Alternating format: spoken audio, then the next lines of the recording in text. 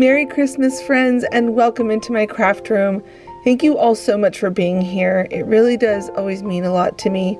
You come to craft with me, you come to visit with me. Thank you so much for being my friend here on my channel. Please remember to give this video a thumbs up. Now let's get crafting. I have seen these little mini square crates used in so many different ways, and I wanted to show you another way for Christmas, if you have some of these randomly sitting around, that they can be turned into little mini faux presents. I think that these would be so cute in a tiered tray, on a table, on a shelf, and you can decorate them with whatever fabric you have on hand. So I'm just cutting down a piece of fabric, and I'm going to work with my rectangle crate first. And you can see here that I'm just adding some hot glue, pulling it tight up onto the side, cutting off any extra that I don't need. I think that's the most important part when you're working with this fabric on these crates. Try to cut away any fabric that you don't need, but make sure you have enough to be able to pull it up and over the sides coming into the back opening. When you get all four sides glued down, you're going to have these triangle flaps on the sides of the box, and you're going to just add some hot glue and pull it over nice and tight to have a nice tucked line. And you're going to do that on all four of those corners. Cut off the extra again, and then pull it over and glue it down into place. Make sure you're pulling as tight as you possibly can because it really gives it a nice finish. And then you get to decorate it however you want, with ribbon, maybe some cute little greenery on it. It's whatever you want to put on these boxes, whatever fabric. It is such an easy and fun project with a big impact and results for your home decor. And of course, I had to finish this particular box off with a little bow. I have wanted to make my very own Christmas train, and these crates are perfect for being able to pull off the job. Now let's check out all the steps that I took to be able to create this little train for just a few dollars. To start, we're going to use 6 of these wooden crates, wood rounds, shish kebab sticks, half wood balls, and they look like this, and I picked these up on Amazon, and then some popsicle sticks and some long thick tongue depressor sticks. Now I'm going to take those wood rounds, and I'm going to use my smaller punch on my crocodile and punch out a hole right in the center. Once I've got that cut out, I'm going to go ahead and take my shish kebab stick, poke that into the opening with some hot glue, and then add on one of these half wood balls. This is going to become the wheels on our train. So we're going to repeat that over and over again. Each of the freight carriers are going to have 2 wheels, and then the engine is going to actually have 3. So I went ahead and made all of my wheels and put them to the side. And now I'm making the engine. I'm bringing together 2 crates by their openings, and then I'm going to also glue on, facing down, the front part of the train engine. Make sure you use hot glue and wood glue for a nice bond where it lets it hold in place while the wood glue dries. Then at the bottom of our train, we want to make sure we close up that opening. And I'm just taking some long tongue depressor sticks, and I'm just going to glue that down into place, making sure I lock everything in down at the bottom so it has a nice clean finish. I went ahead and used 3 long depressor sticks, and that worked really well. And then on the front, to cover up that hole, I'm just coming in with some more of those, cutting them down to size. I did end up using 1 popsicle stick because that was the perfect size for that. And then covered it up where it's almost like the bumper or the front of the train engine, where it's got this nice thick piece on the front, making it have a nice clean finish. And then now we need to address the holes up at the top. I'm going to go ahead and repeat the same process where I'm just cutting them down, and I'm going to have a little bit of overhang on the front of that engine, just like you would see on a train. Now this is the cutest part. I used this mini candlestick holder that I picked up from Hobby Lobby a while ago. I glued that right at the end of the engine, which I think it looks so cute. Then I took my crates all outside. I spray painted 3 of them a Christmas red and 1, which was the engine, white. And I decided to go with a frosty look on my little freight carts because I thought it would just look more Christmassy. You don't have to do that. You could just leave it red or whatever color you want to paint it, but I liked that it had that frosty look to it. And now I'm coming onto my wheels and I'm just painting that half wood ball black on all of them. And while my brush was wet with the black, I went ahead and painted the smokestack on the engine as well as some windows. Now I'm adding in some hot glue, and this is how I did it. First I put down the wheel and I added some hot glue, and then I kind of shifted it around so the glue could get underneath and onto the crate better. Now I'm taking this metal chain that I got back in the springtime from the garden section, and I'm chaining together all of the carts. And then on the engine, I'm going to drill in a long screw, and I'm going to take one of the chains. I'm opening up and unlinking where I don't want the extra chain, and then closing back in the link when I'm ready to hook it together.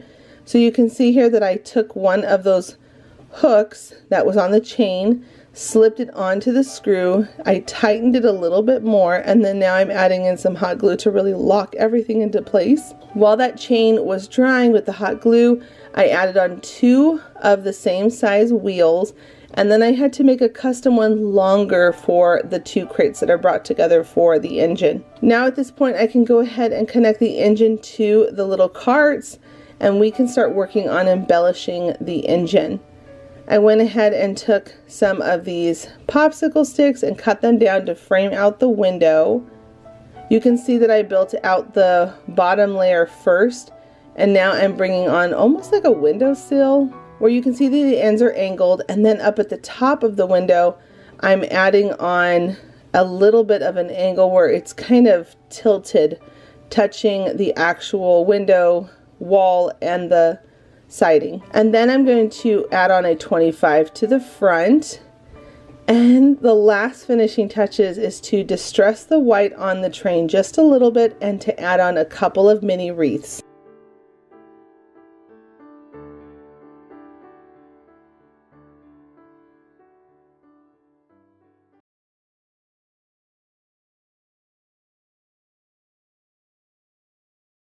I love a good simple project that has a wow statement. We're going to use this frame that I found at the Dollar Tree, some scrapbook paper, some of these twist ties from the Dollar Tree, some berries, and then whatever ribbon you might have on hand that you're interested in. Now I found this frame over in the home section and I loved the shape of it. This year gallery walls have been so popular and they are just such a fun thing to switch out the artwork in. So if you happen to have a gallery wall in your home, this is such a cute project to do that is really easy to replicate in your own home. So I'm going to take off the glass and the little paper insert, and I'm going to just simply glue the actual backing to the scrapbook paper. Then I'm going to cut it out and then just pop that right back into the frame. You'll also notice that I kind of cut out those little notches where the little screws turn to hold the backing in. I just snug that right into its spot, lock it into place, and then we're going to flip it over and do something super cute for Christmas. Very whimsical and very traditional. Go ahead and grab those twist ties that we had earlier when I showed my supplies. I like to fluff them out a little bit before I work with them, and I'm actually going to use 2 of them because I found that one was still a little kind of skimpy, not as full like I wanted it to be. I'm going to twist those together and then fluff it again, and then I'm going to bring the sides, the ends, up and around and twist that together to make a mini wreath. Now what we're going to do is we are going to just simply glue it onto the backing of the frame. But before I do that, I always like to trim these just a little bit. I feel like these little greenery picks from the Dollar Tree are a little on the crazy side, so sometimes it just needs a little haircut. I will warn you though, the static cling of those when you cut them, you can see it all over my sleeves and on my desk. I'm going to go ahead and glue that down and then add on a pretty bow. And this part is optional, you don't have to do it, but I really love holly berries for Christmas and Christmas decor. So I'm going to just pull some of these berries off, and where the white part is showing from the paint not being there, that's the part I'm going to glue down into the frame.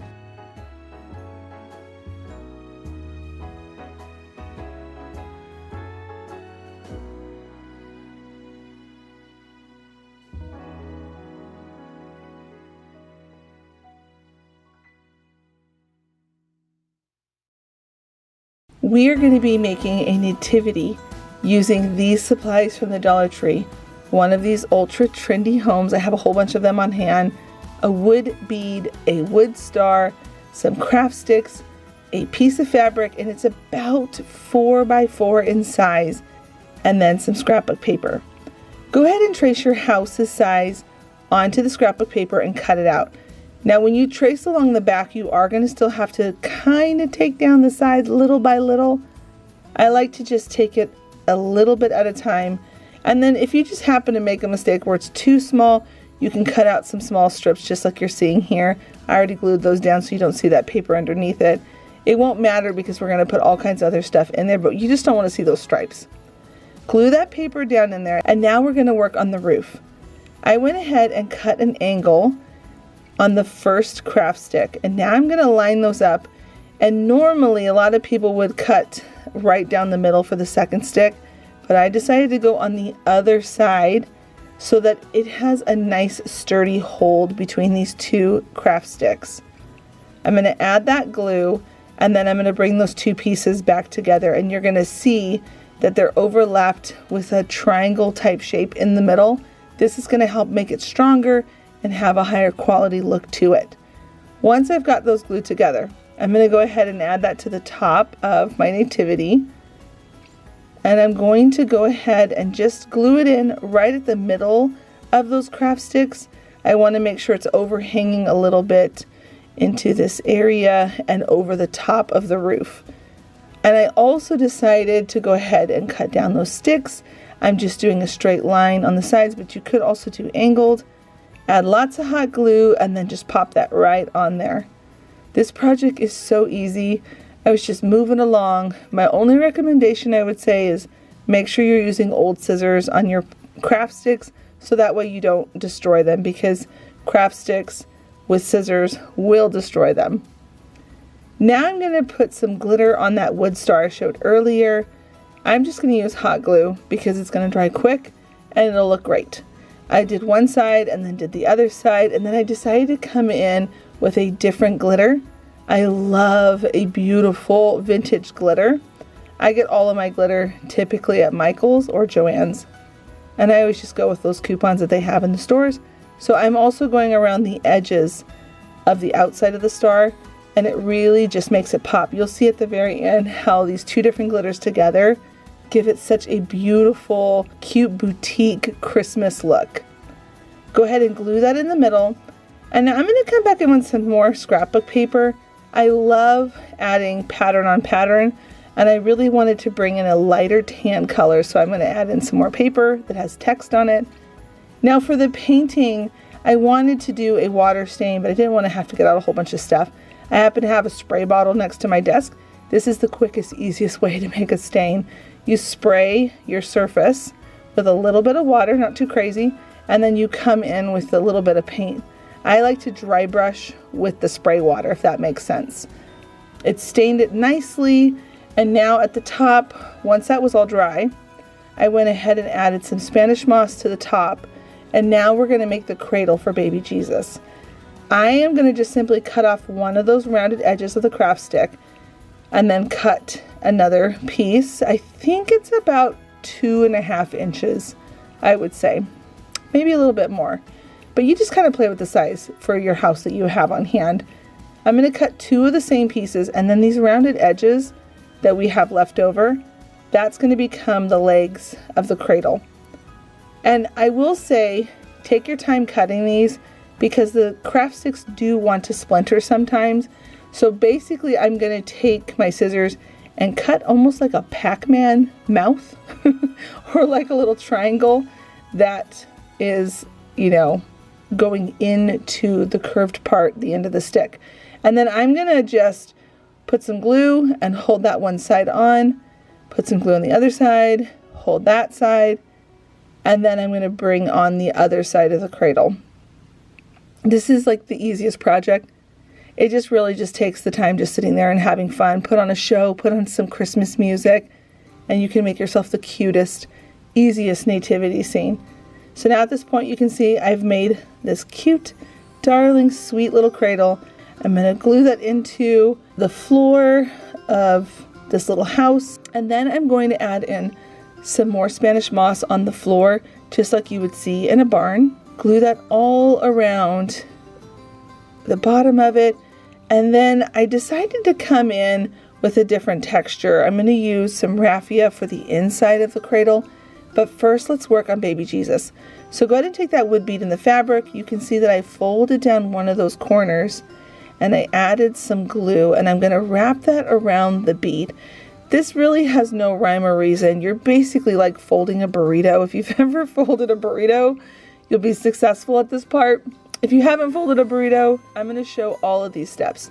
So you can see that I'm kind of pulling the fabric down on the sides, and now I'm going to pull it up from the bottom of that triangle. I'm just going to put some glue, flap it up twice, and that's because I want to build up the fabric in the middle so I can make, you know, little baby Jesus's body inside this little cloth. So I'm just kind of wrapping it up, adding some glue, pulling it tight, and then once I've got one side done, I'm going to pull it tight over on the other side and just keep playing with the beads. So I like the way the fabric is laying, and then wrapping it nice and tight around the beads, so all you see is just the little face of baby Jesus. And then once you've got it to where you like its look, take your hot glue and glue that last bit of the fabric down. Any fibers that you might have hanging out or hanging over, go ahead and trim those off. Going back to that raffia I mentioned earlier, I just cut off some from a grass skirt. I buy the grass skirts at the Dollar Tree, and it is super affordable and actually great to work with because it's on a string, so the raffia is not going crazy when you're trying to pull it out of the bag. I've bought bags of raffia before in the past, and when you pull one thing out, it just blows up everywhere. I actually really love working with the grass skirts. So I cut up some pieces of that, glued that down into the little cradle, added in baby Jesus, and at this point it's so sweet and so simple. What a fun craft to try. I hope you'll give it a try.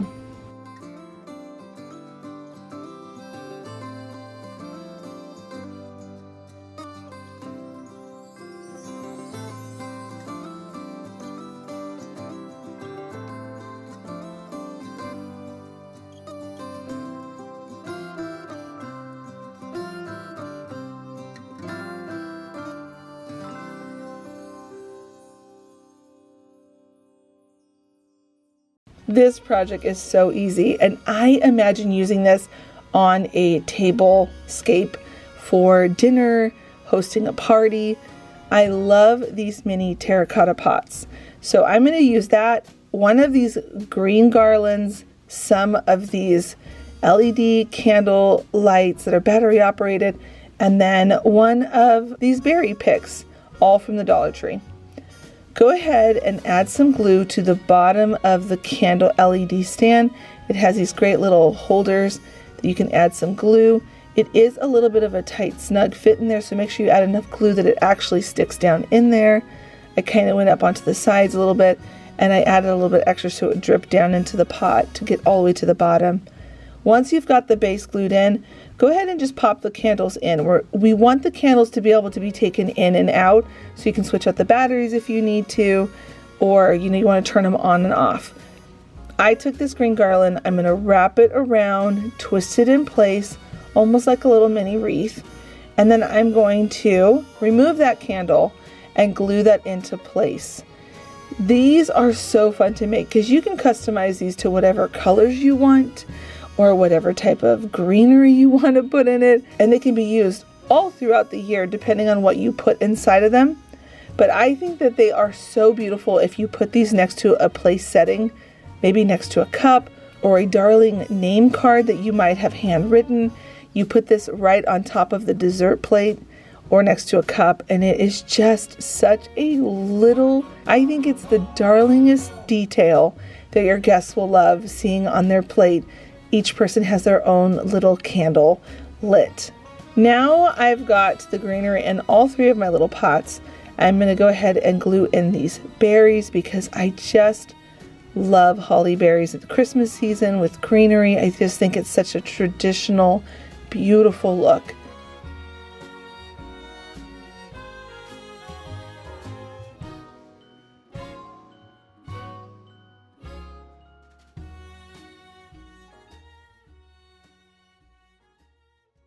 This project is so fun to make and super whimsical and very easy. All you're going to need is one of these jar signs from the Dollar Tree, some buttons, a craft stick, and some scrapbook paper. We are going to add in a couple other little things just to spruce it up even more and to personalize it, but it's whatever you have in your craft supplies that you can use, but these are overall the basic supplies we're going to be using. And trace your jar onto a neutral cream scrapbook paper, and you can see here when I was adding adhesive to the back, I accidentally pulled and ripped the paper, but it's not a big deal. We're going to cover it up with some stuff. Go ahead, take the other colored paper. I decided for my lid, I wanted to make it look like his hat, so I'm going to go with a beautiful icy tealish blue color. I'm going to go ahead and trace it out, cut that on for the jar lid. And then for the hat, the rim of the hat, I took a craft stick, I cut off the rounded edges, and I'm going to glue that onto a really pretty pattern paper that has snowflakes all over it. And I'm going to cut that out, and then I'm going to glue that on. But before I glue it on, we're going to do some distressing because I really wanted to go for a very farmhouse country whimsical look for this project. And it really is just dependent on how distressed you want to make it or not. It's up to you. I always like to just give you the ideas and then have fun customizing it and making it your own. Now you can see here I'm coming in with some distressing.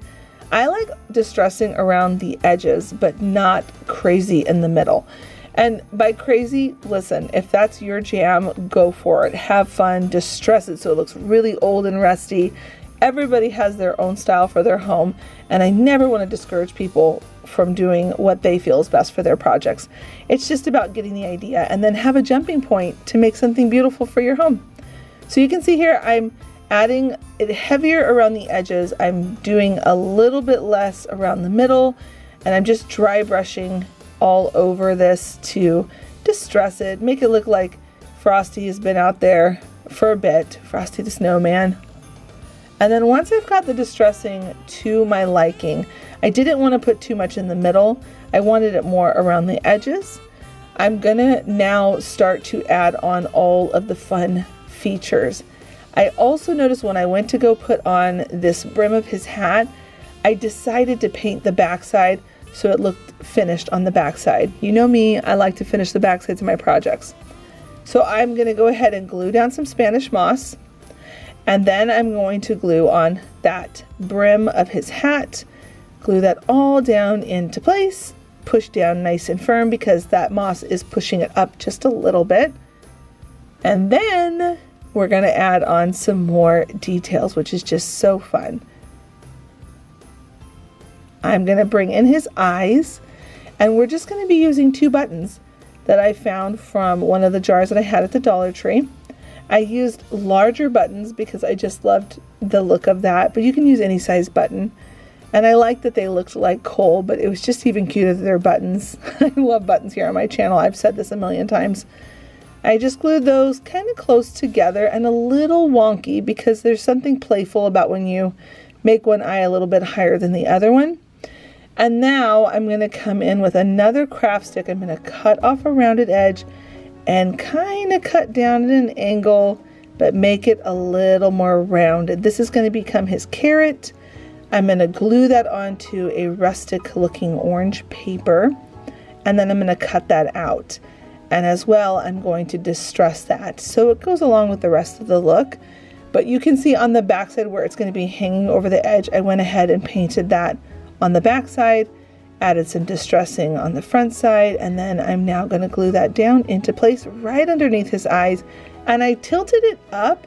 I like the idea of the brim of the hat going one direction and then the carrot going the opposite direction.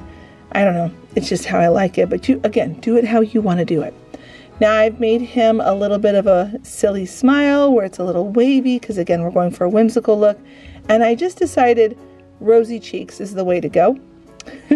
So I went ahead and did some dry brushing with a light dusty rose pink color, and now I'm going to add on my bows. I thought adding 2 different bows would really add in a lot of character to the snowman character we're making. And then friends, at Joann's they have these beautiful snowflake buttons in a bag. The bag is sitting right over here next to me. You can see it. I love these buttons.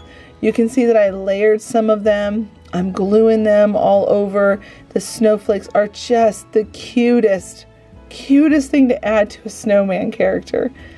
And now what we're going to do is add in some glitter, because I can't help myself.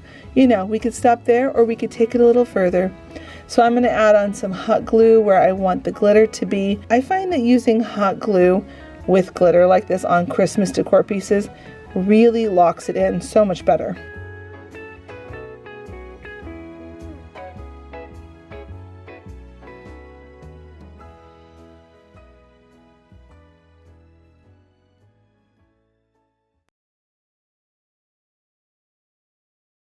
I love all the signs they have at the Dollar Tree, but sometimes you don't know really what to do with them other than just hanging them up.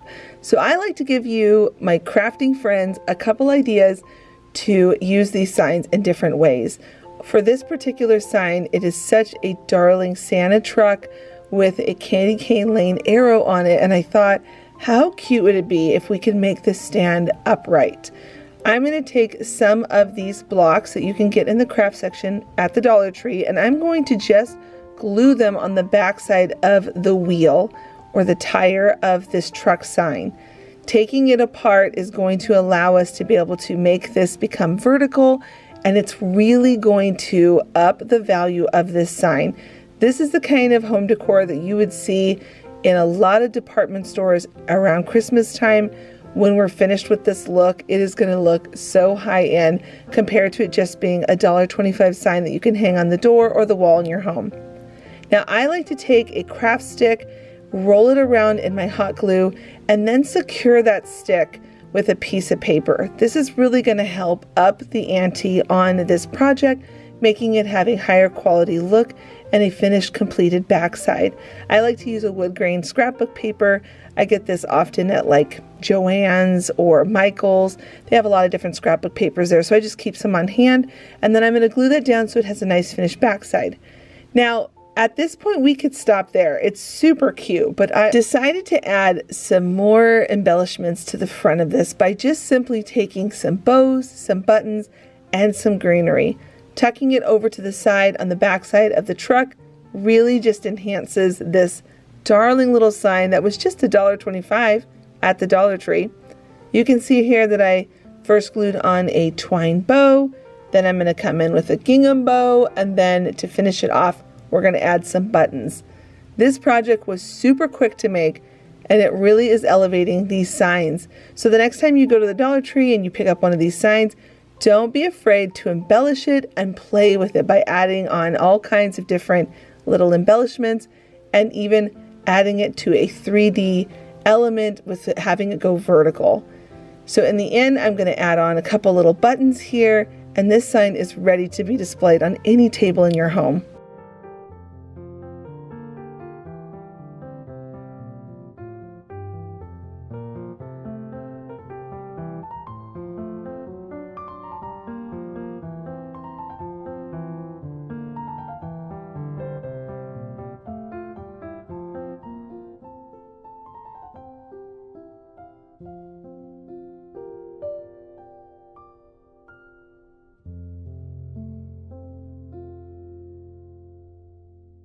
Using this darling sign from the Dollar Tree, it can be a hang-up sign or you stick it in your garden.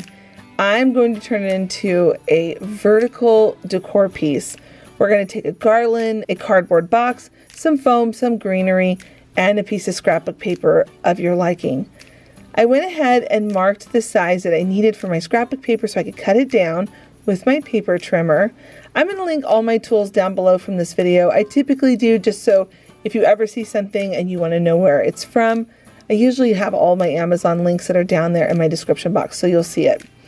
But we're going to go ahead and take that scrapbook paper and glue it onto that cardboard round box. This is going to become the base of our decor piece, and it's going to allow our darling sign to stand upright. Go ahead and glue that on nice and tight and smooth. I like to work quick when I'm working with paper and hot glue. I don't want to see any of the lumps and bumps. And then go ahead and remove that sticker from the bottom. Now I'm going to take a piece of foam and I'm going to just cut it down, and I decided to make it a little bit taller. This was a piece of scrap foam I had sitting around in my craft room, and I'm just going to build it up so it's up to the rim of that box. Go ahead and glue all of those pieces together and down inside of the box. And now we're going to take that sign. I'm going to just snap it where I know I want it to go down in there enough into the foam, but it allows it to still stand upright out of the box. I'm going to trim off any of that extra that I don't want to be on there, and then I'm going to pre-punch the hole before I glue it. I don't want to wiggle it around side to side. I just want to have a nice clean push down into the foam, and then I put some glue down into that hole as well on the actual sign, the stake that came with the sign. And now I'm going to just hold it in place just for a second while that dries. I'm now going to use that garland, cut off a long piece, and I'm going to add some glue to get it started around the stake of that sign and all over the foam. And I'm just going to simply coil that around until you cannot see the foam anymore. Be careful with this part because it is easy to put your finger right in that hot glue, just like I did there. But thankfully I've been using glue forever, so it doesn't hurt me too much whenever I put my finger in it. I actually have tried to use those little finger protectors, and I'd rather just use my fingers and get little burns here and there just because I'm used to it. I tucked all of that greenery down inside of my box, and now I'm going to come in with one of those picks. I love the picks at the Dollar Tree because they have such a variety and they are all on a crafter's budget. I trimmed them down to size, and now I'm going to just glue them right into that foam, adding some pine cones, some holly berries on the front and the back, because again, remember, we love to finish our backs here on this channel. I love to show a finished, completed look. So whatever side you come at this little decor piece, it's going to look nice and finished from both sides. I also will remove the sticker, but I didn't show that part in this video segment. Go ahead and cut off that string at the very top, and I'm going to cover up that hole because I don't want to see that hole. I happen to have these darling snowflake buttons. I've been using them a lot this season. I'm going to cover up the hole and add on some more of these snowflake buttons all over my little snow penguin, and then I'm going to come in with some of this chunky, thick, beautiful glass glitter. I'm adding it with hot glue. I find that the hot glue dries very quickly and it adheres the glitter really well. So I went ahead and just did a little bit of glue along the rim of that box, and then I'm going to add some more glitter. I am also making some drip down icicles that is with this glitter, so it looks like it's not just a straight line. I wanted to look a little bit frosty, like an icicle dripping down that you would see in wintertime. And then I also came up to the top of my penguin's hat, and I decided to embellish up there as well.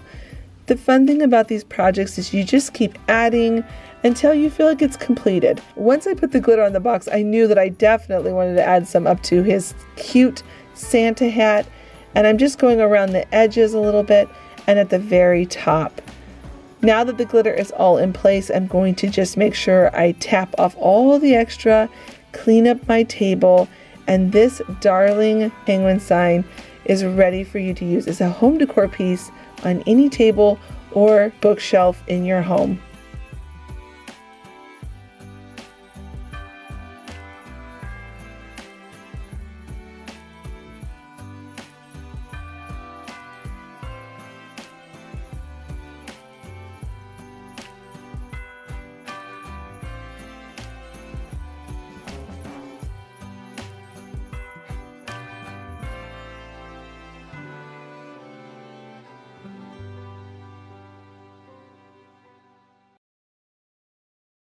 This craft is going to continue to grow as we create it.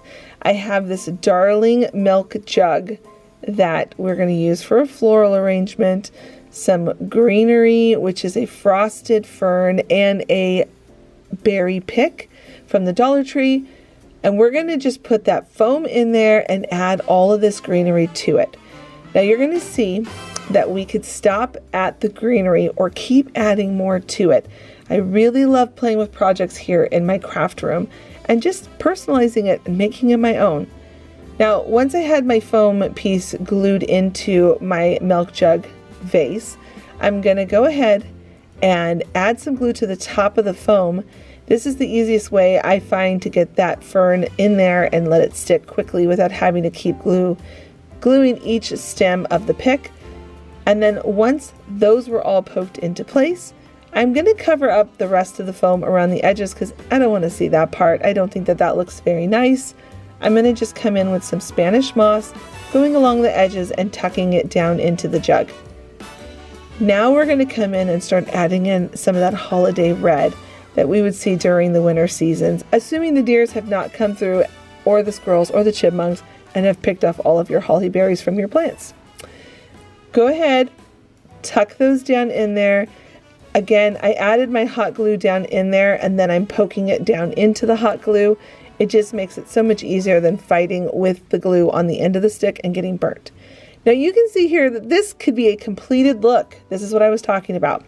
It's so beautiful. It would look so lovely on a table, but let's make it a little more whimsical. These signs at the Dollar Tree are so fun to work with. And again, you don't have to only just stick them in your yard or hang them up on a nail or a hook in your home.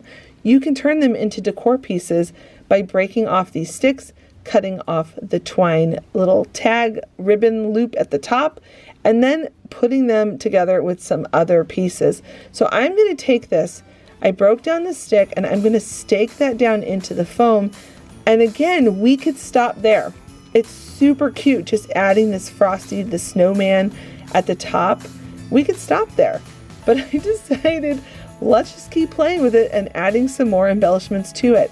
So I took some of these clear snowflakes and I glued 2 to the back of him, 1 down lower, 1 up higher, and then I'm going to come in with some more of my famous snowflake buttons this season. I just love these buttons. I cannot say it enough. If you have a Joann's by you, swing by. I feel like the bag was like $4, maybe $6, and there's a ton of these buttons, and they're so cute to use for Christmas. I could see these on some cards. I could see these on decor, all sorts of stuff. I'm just going to glue them all over, and then we've got a completed look that looks so high-end.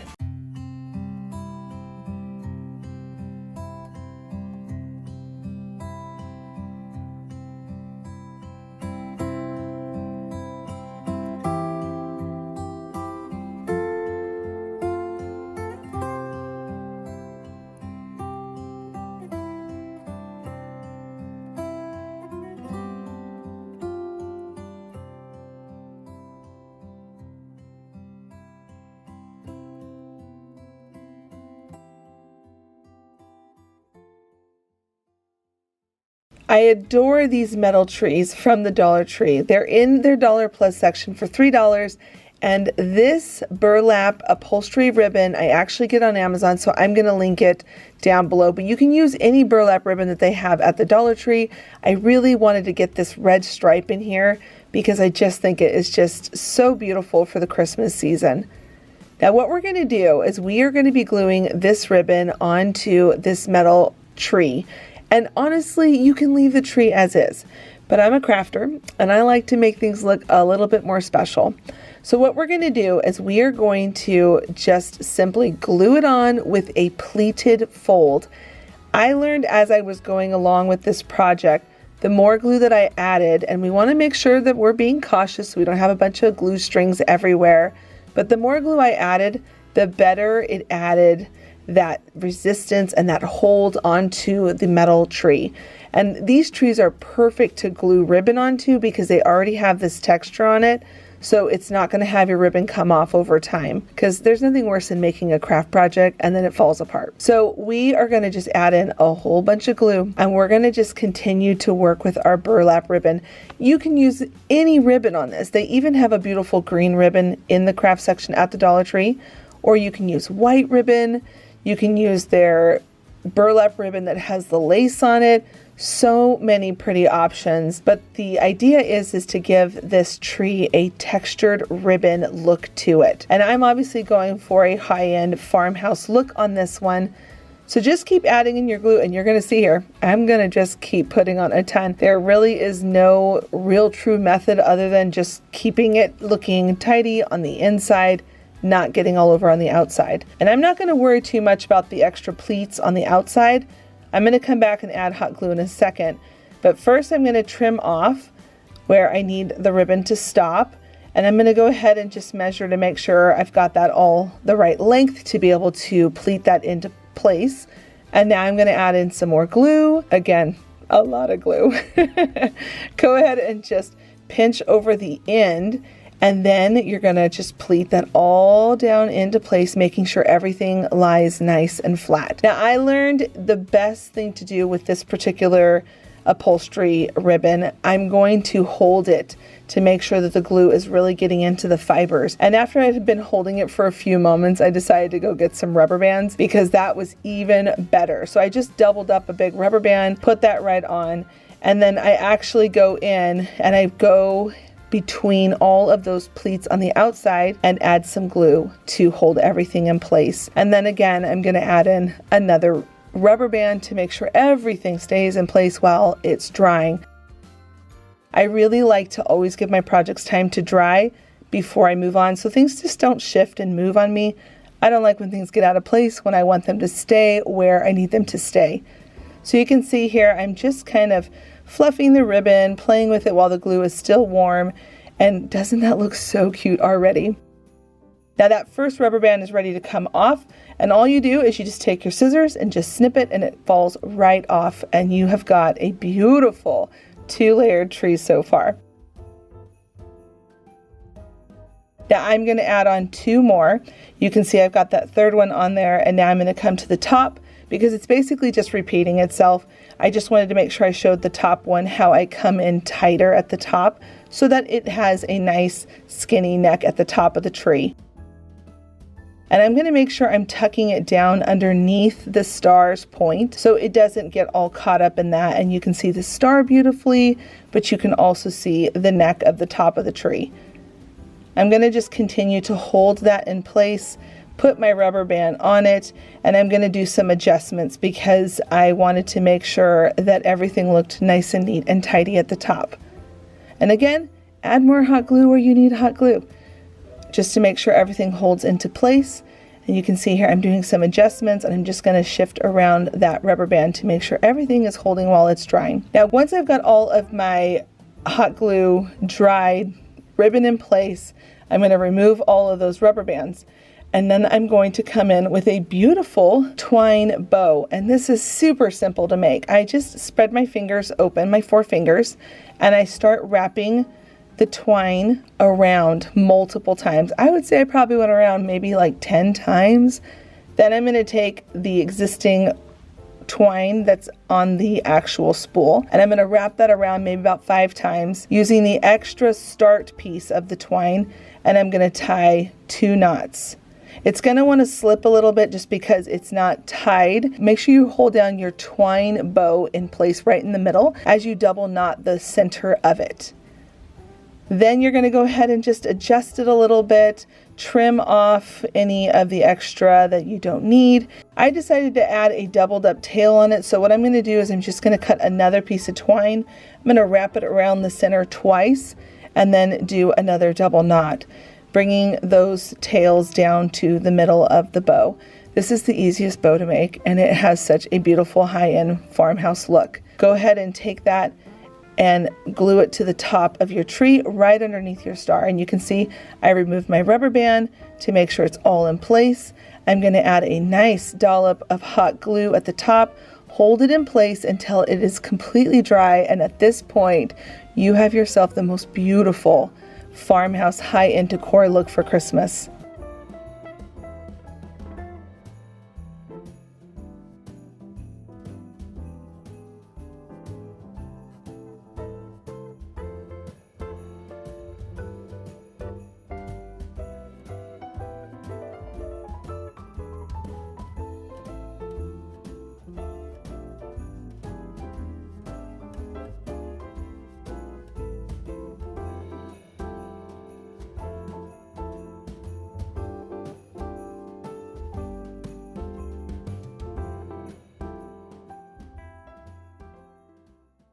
We are going to be making a beautiful high-end Christmas tree project using these two oh so popular Dollar Tree Christmas trees, a galvanized bucket with twine around it, some pine cones, ornaments the color that you would like, and any color ribbon as well that you would like. We're also going to be adding in 2 zip ties and a piece of foam. Go ahead and remove your tree from the box and just toss these bottom pieces because we're not going to be standing them up with this standing part. We're going to be putting this into foam, making it look even more high-end versus this cheesy plastic bottom that really, honestly, the trees don't stand up very well with them. Go ahead and fluff out your tree branches where it's flat on one side of the tree because we are going to be bringing these 2 trees together. Now, I've been teaching this here on my channel for a while. The one tree is great, but if you can spare another $1.25, add in an extra tree and bring these together. If you want it even fuller, you can do 3 trees together, and what you do is you just flatten them and bring those rods that are in the middle of this mini tree together with a zip tie. I like to use 2 zip ties. I use one at the top and one at the bottom. Go ahead and tighten it as tightly as you can. Once you've got that first one on and your rods are evenly together, go ahead and do the bottom, and then always make sure you cut off those zip tie extra pieces, but don't accidentally cut one of the branches. So just move the branches out of the way while you're snipping those pieces off and then throw them away.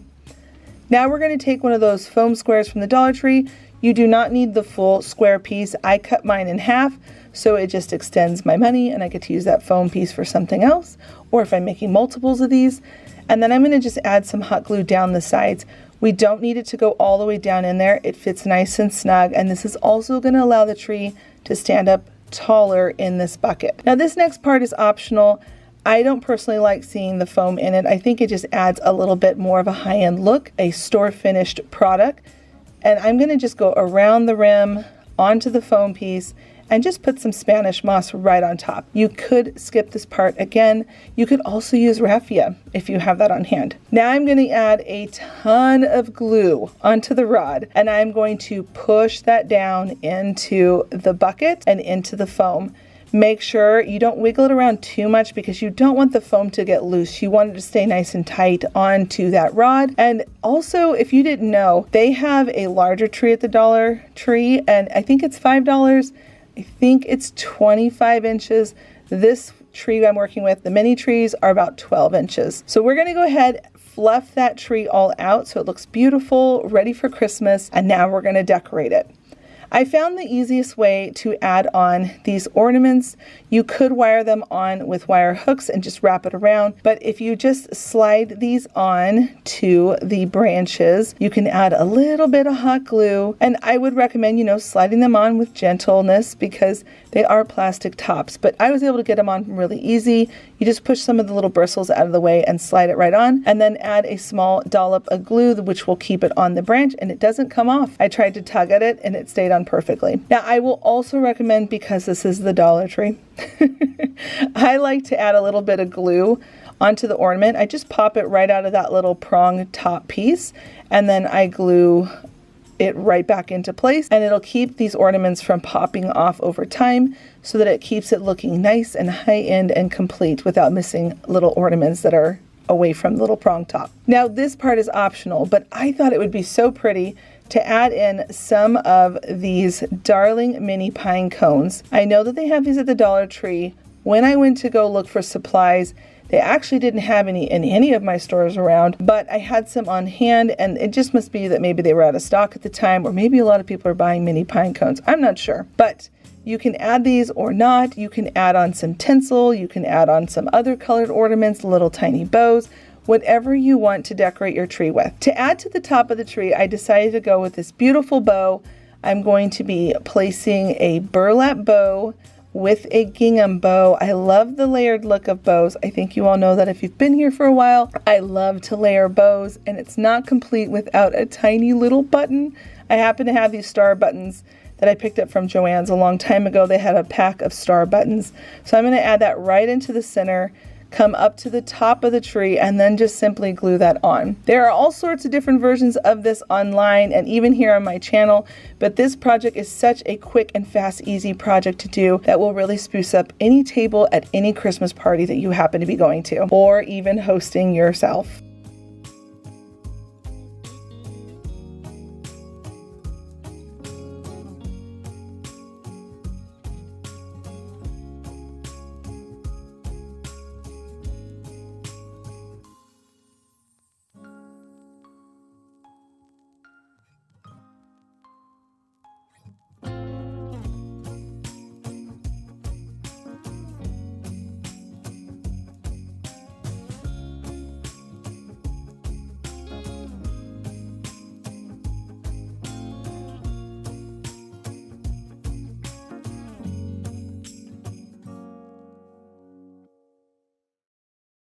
This next project is super easy to do, and it has such a high impact look. We are going to be taking a platform plaque, we are going to be taking a painter stick, a little mini star, and also some craft sticks. I picked these craft sticks up from Walmart, and I get a big pack of them. I think they're like $2 or $3. Don't quote me on that, but it's a really great deal for the amount that you get. I'm going to add some hot glue onto my painter stick, and then I'm going to add that right around the rim of this plaque base that we're going to be using. I'm going to use my staple gun and staple that in place. You don't have to use the staple gun, but I'm going to really highly recommend, if you don't have one, ask for one for Christmas, because they are the best. I will say, if you have arthritis, they are a little hard to squeeze, but oh man, it makes it so that things really do hold together when you're working in your craft room, because sometimes hot glue is not always dependable. Once I've got that base on there, you can see here, I glued that very first craft stick on there and I cut it at an angle. That's so that I can make sure that all the rest of them are going to be on there straight. I now am taking the rest of these sticks and I'm going to just line them up, and you can put them closer if you want to. I was going for a little bit of a farmhouse traditional look, and then I'm going to hold those all in place. They're not glued down yet because I need to cut them first. I'm going to go ahead and just create some wispy little lines that are coming out so that it looks like a Christmas tree branch. You can see that the point that I come up to on the next one, on the next stick up, I go out a little further and then I come up so that the lines are not lined up perfectly. We want to see that little edge that's coming off at the bottom of each stick so it looks like a Christmas tree, and you see it going up to a point, again, just like a Christmas tree would. Think triangle. Think triangle. I think that's probably the best advice. All right, now I'm going to use some old scissors. Do not use your new scissors or your sewing scissors on this. This will absolutely destroy them. But if you have some old scissors on hand, go ahead and use those to cut all of these craft sticks. Once they're all cut out, you can go ahead and now start gluing them onto the painter stick. Simply take your time so that they're straight. Double check, because the worst is when you stand up a craft project and things are crooked. I've had that happen before. Go ahead and start gluing them on one by one, and when you get to the very top, you are now going to remove the sticker from the bottom of that plaque sign, and then we're going to paint it. You could leave it wood, you could stain the wood. It's all up to you and what you want to do. This is the best part about crafting. You get to customize your projects to look however you would like them to look. And I really promote that here on my channel. You can copy what I'm doing here, or you can make it your own. So I didn't have the exact color of green that I wanted on hand. Anytime you want to get to a more olive toned Christmas green, I like to add in brown and yellow, and that really does get me to that color I'm desiring. So I'm going to do that, mix it all together, and then add a little bit of white because it was getting a little too dark for my liking. So this is going to be a beautiful, I would say forest green, maybe even a little hint of that emerald green in there. It's a little bit lighter, but I just loved how the color turned out. What I was going for, I found it. Anyway, go ahead and paint your whole project at this point. I'm just going to give it a nice coat going all the way around, and I really wanted the color to be saturated. So if I saw that the wood was poking through a little bit, I went back in with a second coat because I really wanted to get that traditional Christmas look on this particular project. You could distress it. We all know we love a little distressing here on this channel. If you're going for a farmhouse look, you could do all sorts of things with this project. You could even paint it black. That could be beautiful too. There are so many options when you work with these craft sticks, and just wait until you see how we finish this project out. So I'm going to go ahead and dry in between my layers because like I said, I wanted the color to be really saturated. I also wanted to make sure we paint the backside. Oh friends, if I could promote anything here on my channel, make sure always to finish the backsides. I see so many crafters where they don't remember to do the backsides, and it really takes down the quality of a project. Just give a little bit of extra time to the back, paint it, paint the bottom, do those necessary steps to really make it look finished. You could also spray paint this if you wanted to. That would speed it up, but then you have the dry time. Now at this point, I am going to move on to my little star. I'm going to let that dry over to the side. I've got this metal flakes, it's gilding sheets, basically golden, gilded, golden, wait, gold, gilded golden sheets. I don't know. We're going to just ignore what Heidi says. We're going to call them metal flakes. That's what Dollar Tree wanted to call them. You can find this at Dollar Tree. But I'm going to just put some Mod Podge onto the star and then put these golden flaked sheets. Why do I always struggle with words here on my channel when I'm doing these voiceovers? I don't know, it's real life, I guess. I'm a real crafter in my real craft room. The trick to doing this is you want to tap, tap, tap, not drag, drag, drag. When you drag, it shifts around that golden sheet and it will cause it to pull and tear. If you happen to have any little spots that aren't working, you can see the glue still, you can just pick up another little piece and tap it right on it. Now keep in mind, if you get glue on your hands, this stuff is going to stick to your hands. So make sure when you put it down, let it dry for maybe a minute. You can even use a heat gun to help dry it quicker. Go ahead and remove all the extra that you don't want on your star. And then I'm going to simply just glue it to the top of this little darling tree we're making. Now I wanted to make a really pretty candle feature on this decor piece. So what I'm going to do, I'm going to take some of these green ties that you can use to tie up garlands on your stair rails. That's what these are really for. But we are going to be wrapping it around to get the size of the candle, and then I'm going to make a mini wreath with it. This is going to turn out so beautiful, and it's going to really heighten the look of this project when we're done, giving it a high quality look. I could definitely see something like this at Pottery Barn. In fact, they sell votive candle holders that look like this, and they're so expensive. Oh my word. We're going to do this with Dollar Tree craft supplies and some craft sticks from Walmart. So once you've got your wreath ring all in place and twisted, I'm now going to come in with some of these berries. They have these beautiful berry picks at the Dollar Tree. I'm going to add that onto my little wreath. I'm going to set that right onto my stand, and then I'm going to add my candle, and that's it. Isn't it so pretty?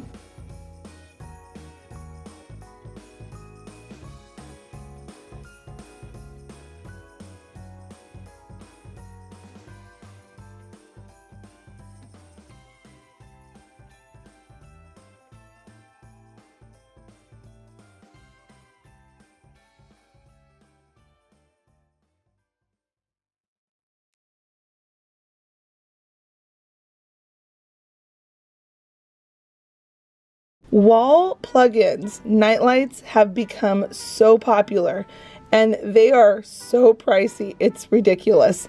I found these wall plugins at the Dollar Tree for $1.25, and it has this big clear plate, which will allow you to basically stick whatever you want on it.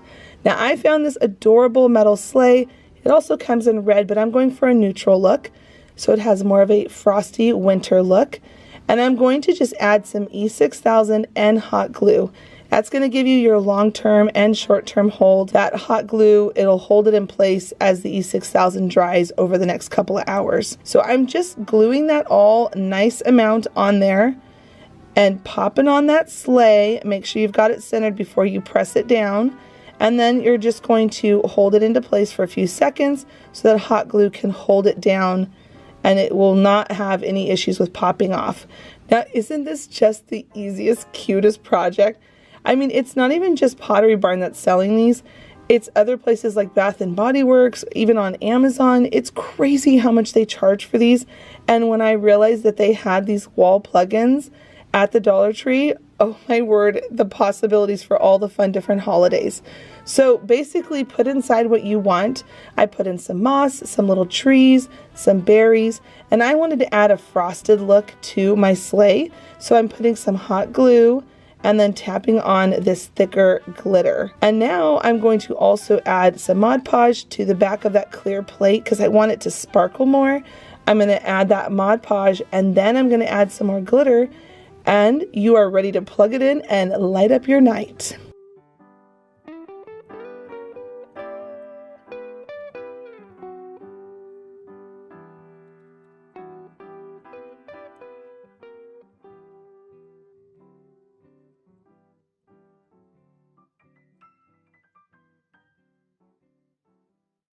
If you enjoy home decor, you might also enjoy this video that I put over on my Heidi Sonboul home channel.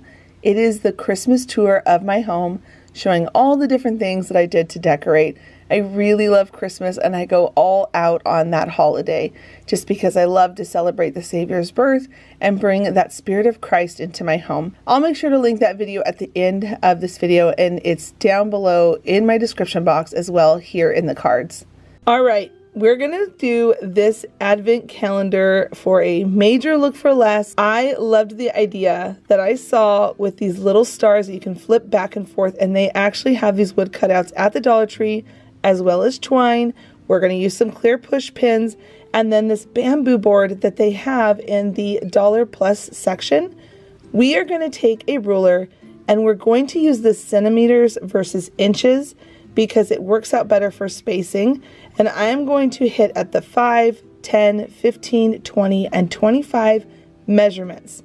Then I'm going to come in with my push pins and I'm going to gently hammer those into place. You don't want to be too rough because it could crack the top part of the push pin. I had that happen a couple times. If it does, you just lift it back up and take it out. Then I'm going to take the stars using my Crop-A-Dile and I'm going to punch holes in each one. I love my Crop-A-Dile tool. I talk about it all the time here on my channel. And then I'm going to take my twine and I'm going to fold it in half. Taking the part of the twine that is folded in half, I'm going to use a paintbrush to push that through the hole. I'm going to open that loop from the twine and then I'm going to pull through the ends. Now the reason why I like doing it this way is that if you just go through with the twine one strand through, the stars will constantly keep twisting and they'll never lay flat. So doing this loop is going to allow the stars to lay flat on the board without them twisting back and forth, and it looks really high end. So once I've got that looped through, tied in a knot, and the length that I need, I'm now going to write on all of the numbers with my Sharpie marker. I'm going to take some letters to, again, dupe the look, and I'm going to paint red letters and glue them into place. Again, these letters are also from the Dollar Tree. All of these supplies are. You will need 2 packs though because each pack only has 1 letter. Then on the back side, I'm going to take some of this red and white ticking stripe fabric. I'm going to staple it down and then pull over the existing length of the fabric to really clean up the look and give it that high-end style. And then on the other side, I'm going to take a bow with the same fabric, tie it, do a dovetail tip, and glue it into place. Now make sure you pull it so it's hanging right in the center, and after that, you're ready for Christmas.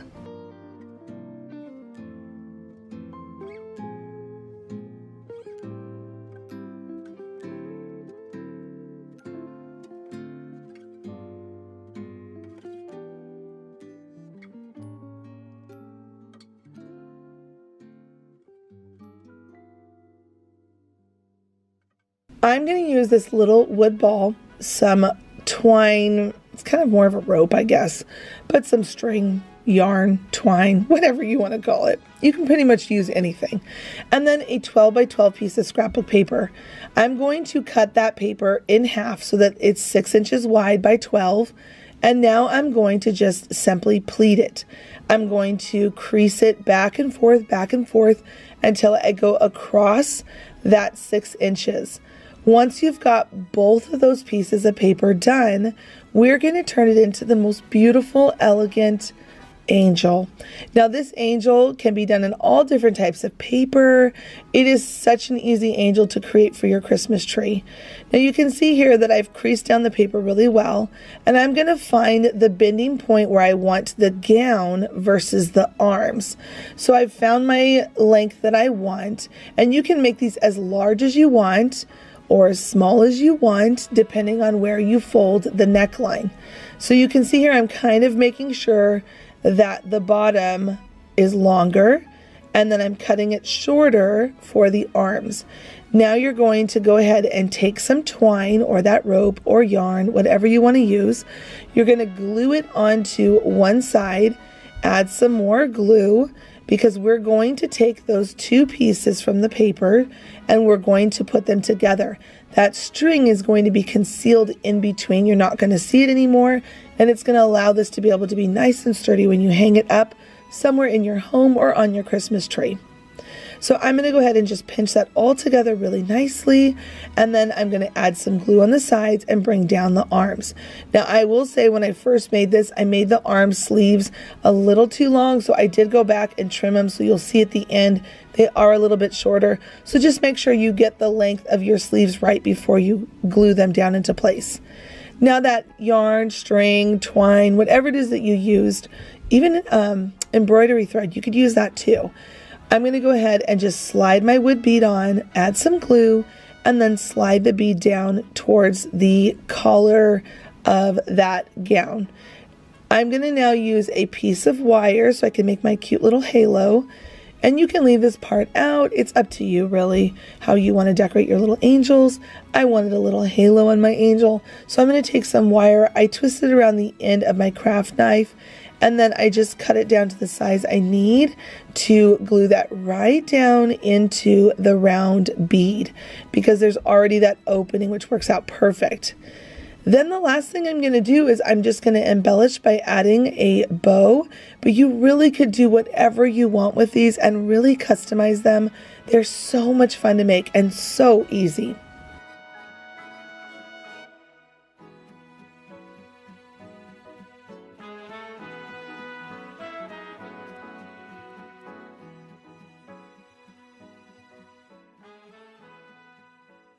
At the Dollar Tree, they have these stacking blocks in the kids section, and I love them. I've used them for so many different DIYs here on my channel, and today we're going to turn them into 3 adorable whimsical figures for Christmas. A reindeer, a snowman, and Santa.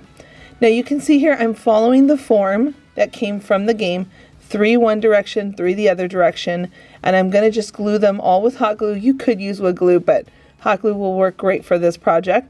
Going back and forth to make sure everything is nice and tight and locked in. Once I get the whole first stack all glued together, I'm then going to move on to the other 2 towers. So for the other 2 towers, we're going to switch it up a little bit. We're going to stack all of them together except for 6 rows. These 6 rows are going to be added on to the other tower. So that way you will be able to have a small, a medium, and a large. This is going to allow us to have these different characters be at different heights, and it just turns out so cute when we're done. So once you've got everything all glued together, and you can see I've got my different heights, we're going to go ahead and paint everything white to get a nice base coat on everything. This is going to help everything lock together even better. Now once I've got everything painted, I can start moving on to first my reindeer. Now you could paint the entire thing brown, and that would be really cute too, and bring in some shading and some tinting if you want. I really wanted the white to still be coming out, and I wanted it to have more of the brown coming in on the sides. So you're going to see here that I'm brushing heavier along the corners and the sides of my reindeer tower. And then I'm just kind of blending it into the middle. Kind of, you know how deers have white bellies? I was kind of going for that look. So you can see here that I'm making it darker on the sides, and I even decided to come back in and add a little bit more with my finger because I just wasn't getting the exact depth that I wanted.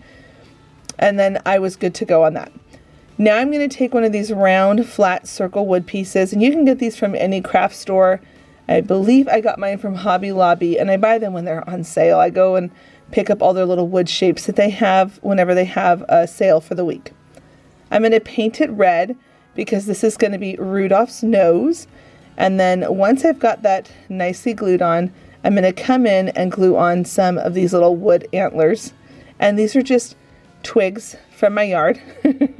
And I'm just going to glue those into place. Now you want to make sure you put a nice dollop of glue and build it up around that twig a little bit to help them stay nice and sturdy in place. I'm going to let that dry and move on to the eyes. I'm taking these little half wood rounds and I'm going to just paint them black. I honestly had so much fun making their little eyes. I don't know why, but there's sometimes just things that I'm making in my craft room that bring me a lot of joy. And I'll be sitting there thinking how cute these look. I think it's because he just looks so goofy. I don't know. But I am going to go ahead and glue those down. And then we've got to give him some little dots for his little pupils, his eyes. And now we're going to come onto his nose and we're going to make some cute little dots, little frosty nose. And I'm going to make a little bit of a bigger one and drag a corner over so it kind of makes like a shiny spot on the nose to make it look more rounded.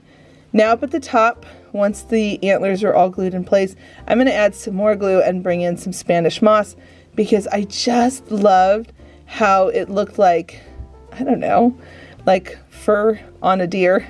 a little crazy and wonky at the top. It just looked so cute putting that on top. We're going to move that over to the side and let it dry, and now we're going to move on to our snowman. The snowman is pretty simple because, you know, he's a white snowman from the snow. I'm going to take some of this gingham fabric and I'm going to just wrap it around. When I get to the end of it, you can see I did a little tuck and then glued that piece down so it has a nice finished edge cut off from the top. And I think I did about, I don't know, about 3 inches, maybe 3.5 inches. And then I'm going to take some yarn, and you can pick any color yarn you want, but I'm going to stick with my red and my black with gray, very neutral looking, so I can use this for any time of year. Sometimes I switch up my colors, but I always stick to primarily the white, the black, and the red, and then I add in an accent color every year. I'm going to go ahead and tie that off, and then at the top of the fabric, I just did a whole bunch of little snips to make it look fluffy and floofy at the top. Is floofy a word? It is in the Sonboul household. We say floofy a lot here. I'm just going to go ahead and just cut that all up so it looks nice and floofy at the top. And now I'm going to go ahead and come back over to those half wood rounds. This is the same wood round we put on the reindeer eyes, and I'm going to glue those down for his little coal buttons. I loved the idea of using the white burlap fabric for the scarf because it just looked very farmhouse, rustic looking. And then I'm going to come back in and start working on his face. Now this is the part that, you know, you can do little dots, you can do a little smiley face like I'm doing here. I thought it would be fun to switch it up a little bit to give it a smiley face versus just dots. But you do whatever you want for the smile. And I wanted to have little corners on the smile. I thought that would be really cute. And you can see that the white burlap was kind of getting in the way because it's got all kinds of different little fibers that kind of stick off of it when you cut that fabric. So once I've got that into the spot that I like, you need to make sure you make room for the eyes, and then you need to make sure you make room for his carrot nose. So I also decided to paint on the eyes because, again, I wanted them to be in contrast to the little buttons on his tummy, or the coal on his tummy. And then for his carrot nose, I'm just going to take one of these shish kebab skewer sticks, and I'm going to cut it, the tip part that's pointy, I'm going to cut that down, and we're going to glue that on and paint that orange. That's going to become his carrot nose, because why not? I just think it's super cute to do it this way. You could also lay it flat, which will allow it to be much sturdier on your snowman. So I will say that if you put it pointy out like I did, it does have a risk of popping off. So you just do it however you prefer. I'm now also coming in with some more of my stick branches and gluing those on for his little stick arms. Isn't it just turning out so cute? At the top you can see his hat that I added in a little bit of berries and a little bit of moss where I tied that yarn earlier on his hat. Now we're going to move over to Santa. We're going to let those guys all settle and dry. We're going to use another one of those flat circle wood rounds, and we're going to paint it a peachy color for Santa's face. I'm going to glue that on, and you can see that I didn't wait to glue this on, so I just came back in with a little bit more paint. Sometimes I get a little impatient in here, my craft room, but I'm sure you all probably know what I'm talking about. You just want to see the result. You just want to get it on, put it on there and see how it looks. So now I'm going to come in with some red, a beautiful Christmas red, and I'm going to paint 2 stripes. At this point, it's kind of looking a little bit like an American flag, but this is going to be Santa's coat, and we're going to bring that red all the way around to the back side, and then meet back up to the other stripe that we created. Once you've got that all painted, make sure you get in all those little crevices. We're going to go ahead and let it dry and then move on to his hat. Now we're going to use this beautiful, I love this ticking stripe fabric. It's one of my favorites during Christmas time. I buy this thing usually like 2 or 3 yards, and I use it all throughout the Christmas holiday season. I'm going to go ahead and glue that on, and then I'm going to just bring it all together up at the top.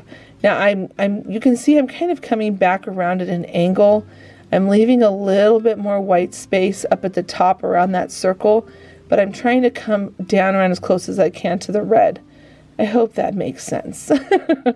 So once you've got that all glued into place and it looks good and you like the way it looks, go ahead, stand it up, take a little look. I wanted it to be a little bit longer at the top because I wanted to be able to twist it.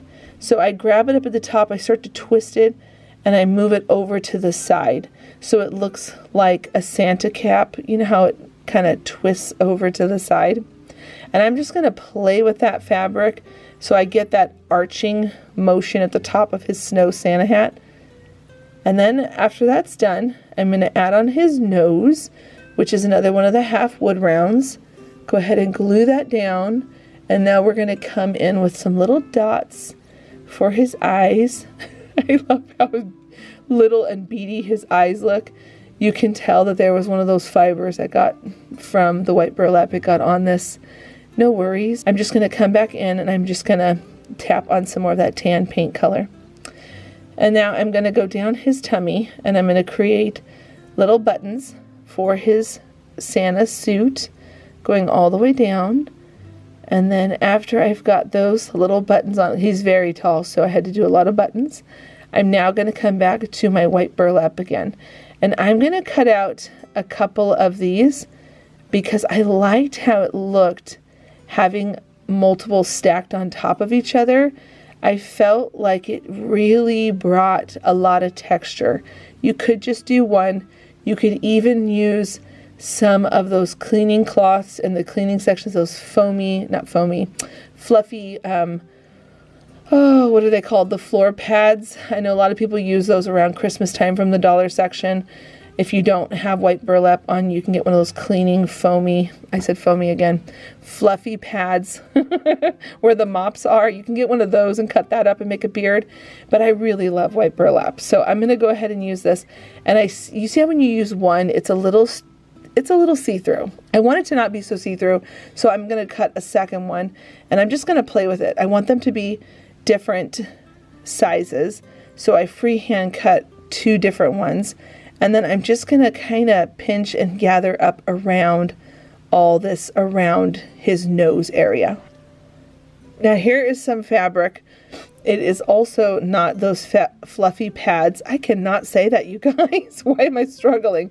It's not one of those fluffy cleaning oh my word, there I am again. It is not one of those fluffy cleaning pads from the cleaning section at the Dollar Tree. This is just fabric that I happen to have, but you could use one of those as well. Who would have thought I was going to struggle with that so much today? I don't even know. But I basically took some of that fabric and I wrapped it around, put it around his hat, glued it into place, and now I'm going to pinch some fabric around where it kind of resembles a little bit of a fluffy ball, and that's going to be on Santa's hat.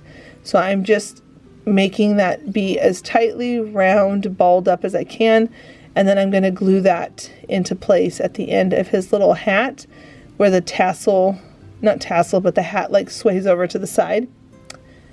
And I wanted it to be exaggerated. I could definitely use a cotton ball of some kind. And then on Santa's hat, I glued on some greenery and these frosted berries. And I just think it all turned out so cute. Now, to finish the look, we're going to add some frost. I'm taking some Mod Podge that's going to dry clear, and I'm going to put on sugar glitter and a little bit of a chunkier glitter. These 2 glitters, I get them from the craft section at Walmart. I really like their glitter that they have there. It's very affordable, and it just finishes off the project so beautifully. It gives it this frosty look to them, and it's so pretty. So I really enjoyed making these. I really hope that you try these ones because they are so affordable. You honestly probably have half of these supplies already in your craft room, especially if you have these stacking blocks from the Dollar Tree. You can see here I'm just having a good time sprinkling this glitter all over the snowman because he in particular should be very frosty. And then I'm going to move on to my little reindeer and get some up around his antlers and his crazy hairdo and definitely on his button nose. But these just turned out so fun and honestly were so easy to make and had such a high-end finish look. If you went to a boutique to purchase these, they would charge so much. I'm not even kidding you. And we made each one for maybe about $2 each, I think. Oh, and don't forget to also put some frostiness up on his antlers because it's so whimsical and perfect for Christmas.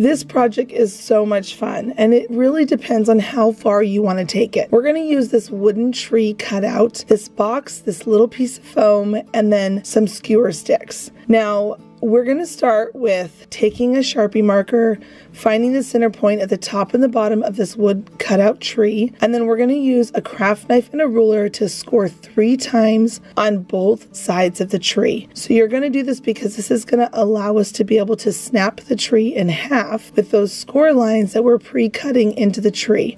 This is so easy to do. Just be cautious with the craft knife. Once you've got the 2 sides scored 3 times on each side, you're going to take that wood and you're just going to simply start bending it back and forth without straining it too much. You want to let it crack easily, and then you get a nice clean cut. Anything that's extra or hanging over, you're just going to take your scissors that are already kind of dull. I wouldn't use any paper scissors or fabric scissors on that, and snip off the extra. Now we're going to take that little piece of foam, we're going to pop it down into the box and set the box aside so that we can start assembling our 3D trees. So we're going to take those pieces that we broke in half, and we're going to add some glue, pop it right in the center of another tree that has not been cut in half, and then we're going to take our hot glue and just simply go along the sides to strengthen up the sides a little bit more for support. Then we're going to flip it over and do the same thing on the other side. Remember to add that extra glue for the support, and once you've got that all glued into place, you honestly could stop here. You don't even have to put it in the box. These would be so cute on a tabletop just like this.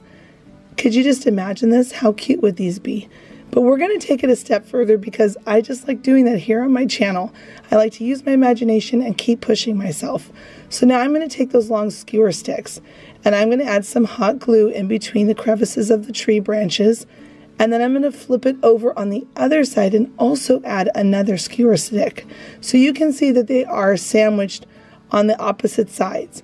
Now I'm going to take another set of trees that I've made look 3D, and I'm going to glue another one onto those skewer sticks.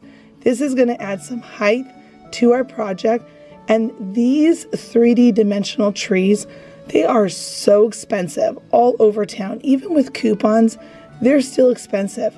So already we're making this tree so cost efficient, and it's just turning out so cute. I love this project so much. Now I've painted it green. You can paint it whatever color you want, or even leave it the raw wood. That's totally cute too. And I'm going to take some pliers, cut off the extra that I don't need from my skewer stick, put some glue on the foam, and then just pop those sticks right down into the box. Once they're down into the box nice and secure, I'm going to go ahead and add in a little bit of that moss that I love so much here on my channel. I just think it adds that woodland texture and it's so pretty. So I'm just going to pop some down in there to conceal the foam. We don't want to see that part. And then after that, this is the next part. You can stop here or you can go a step further. I'm going to use some caulk that you can pick up at any home improvement store. And I even think they have some sometimes at the Dollar Tree. I'm going to go ahead and put a little bit on my tree, and we are going to create snow, and the caulk adds so much beautiful texture and it makes it look like snow. So I'm just putting on a nice thick amount and I'm going to just brush it all over.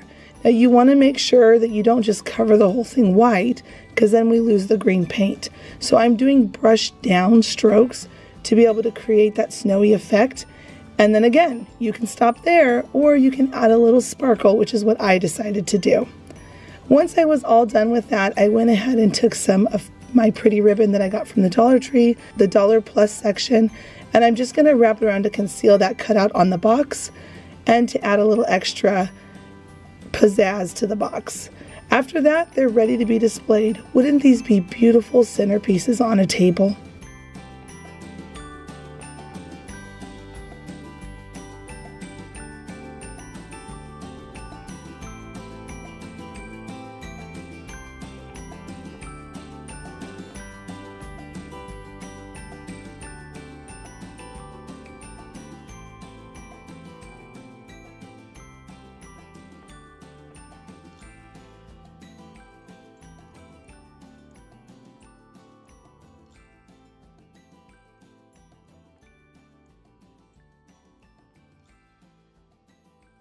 We are going to be using these wood planks from the Dollar Tree. It is so amazing how many fun things you can make with these.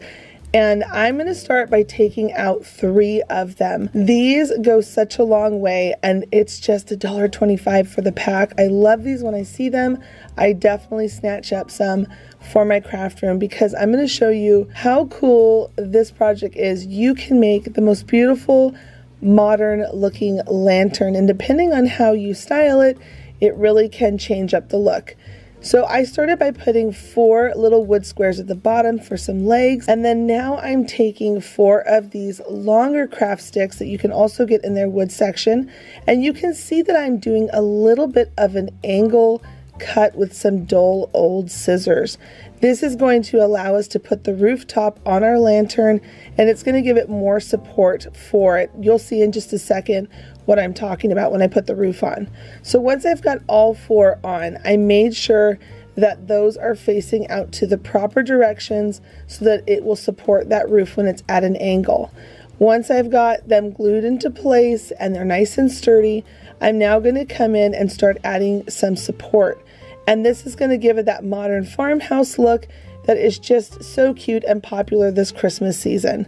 So I'm just going to go 3 across on the inside, and I'm not going to do 4 because you want to be able to have an opening big enough to be able to put your candle in. I'm going to use a faux candle. You'll see it at the very end where it's battery operated. Now you can see here that I'm following the exact same direction as I'm gluing in my sticks, so that way on one side they're going one direction, and then on the outside, so the sticks don't have any issues and collide or have any weird overlapping, you can see I'm coming on the outside of my lantern and going the opposite direction and gluing that into place. Once you've got all 3 sides with their sticks glued into place, and you can see here what it looks like when I put my arm inside, you're going to go ahead and make sure that you support those sticks. Now you can see that they're naturally wanting to pull towards the top where there's not something to keep them in place. So I kind of push the sticks apart a little bit with my hand to make sure it's allowing the glue to keep things drying in place and not kind of collapsing on me as I go. Then I'm going to come back in with that support glue that I just mentioned, and I'm going to make sure that I'm giving a nice amount in between those joints, and this is going to really strengthen it, being that we're just using glue to adhere this together. Now we're going to move on to the roof. I'm going to measure the width of one of the planks, and I'm going to just simply cut that down to size, and this is going to help make the roof sturdier and be able to look really high end as if you bought it from the store. So you can see I'm just putting a bead of glue and I'm pushing that right up to the edge of that wood plank, and now I'm going to come back in with the other one to create an angled roof. Now remember those cuts earlier that we did at an angle? This is why I was saying it's going to give it some more support, because it's going to allow that wood roof to sit on there nice and flat without it having the sticks being originally just a flat top surface. This really is going to allow it to bond together nicely. Then again, I'm going to come in with that supportive glue, add a little bit more, and then at this point you're ready to paint it whatever color you want. I will say I did really love painting it black, because after I painted it black you really can't even see those mounted up parts of the hot glue, and it makes it just look so high end without noticing any of the construction of this project. Now I'm going to take this greenery garland, I'm going to twist it around into a wreath type circle, and you don't have to do this, but again, I love to take it a little bit further here on my channel. So I'm putting in this little wreath garland, and now I'm adding in some of these adorable pine cones that you can get in their floral section. I love these pine cones, especially for this Christmas season, because it just gives it that really pretty modern farmhouse look, very wintry. Now I'm going to add up at the very top, again you don't have to do this part, but I love a bow. I have never been offended by a bow. I think bows are great.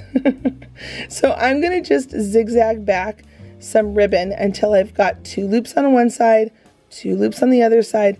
This is the easiest way to make a double looped bow. Then I'm going to gather it right in the middle, loop it around the tree, and pull it through the hole. And then I kind of work down the knot into the middle and keep playing with the placement of the tails of the bow and the placement of the actual loops of the bow. Once I've got that all into place and it's nice and snug and I like the way that it looks, I'm going to just simply fluff out all those bow loops, and you've got the most beautiful bow, and it took like seconds to do. I figured this out a couple weeks ago, and I just was thinking, oh my word, why have I not done bows like this my whole life? It's so much faster. Now I've added a little bit of greenery to the top of my lantern, added on a cute little log chimney, put on that bow, and the finishing touch is to add a couple more pine cones and to add in my battery operated candlelight.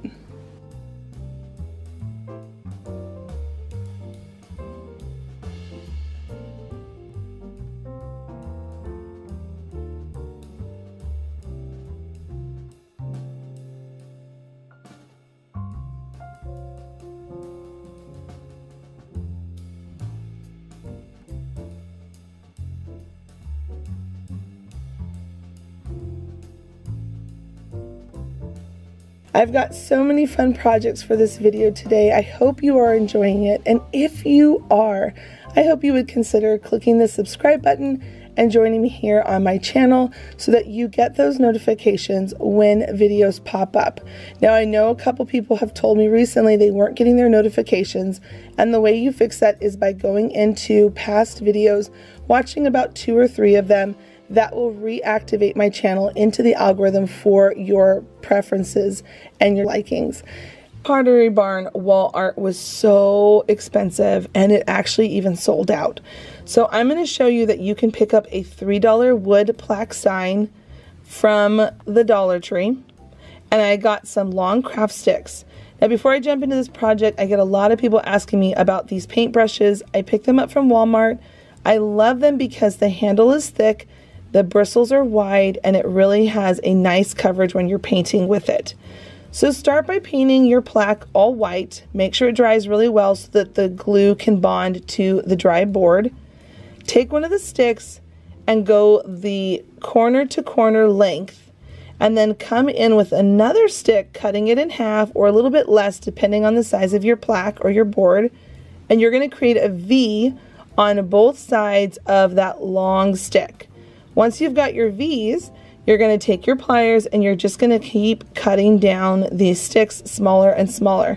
Now, you can even lower the price of this project if you go outside and you pick some really straight, pretty branches from outside. That could be beautiful too. But keep in mind, they do have these long sticks at the Dollar Tree, and that might save you from having to go on a nature walk outside to collect some sticks if you don't want to do that. So basically, you're going to cut these down to the size that you need. Keep a pencil on hand so that if you need to and you want to make those measurements a little more precise, you can do that too. So cut down everything you need to create this center star point for your snowflake. Glue them all into place. And again, you can see here that I'm going back and forth. I keep measuring it, cutting it, measuring it, and this is going to make it just look so beautiful. Also, keep making sure you lift up your sign so that your snowflake doesn't look larger on one side than the other. I had that happen too. Then glue on the tips of the snowflake, which are mini V's all over. And you don't have to do this part, but we've talked about this, friends. I like a little sparkle at Christmas time, so I'm adding on some Mod Podge and some glitter, and we are ready to display this beautiful wall art that cost about $4.